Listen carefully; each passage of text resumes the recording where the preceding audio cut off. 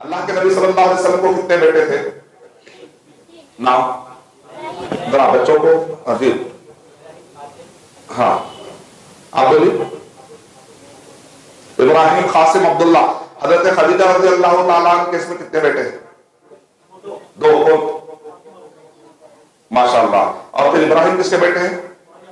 ماریہ قبطیہ. ماشاء اللہ، پورا مسجد جو ہے نا پوری اپڈیٹ ہے، اپ ٹو ڈیٹ ہے ماشاء اللہ. اللہ تعالیٰ ہم کو اور عطا فرمائے. بیٹیاں کتنے ہیں؟ 4. نام؟ فاطمہ رضی اللہ تعالیٰ عنہ مشہور ہے، زینب رضی اللہ تعالیٰ عنہ مشہور ہے. سب سے بڑی بیٹی کا نام زینب رضی اللہ تعالیٰ. ان کے بعد 2 بیٹیاں، ایک ام کلثوم اور رقیہ. یہ دونوں کس کے بیویاں تھے؟ عثمان غنی رضی اللہ تعالیٰ کے.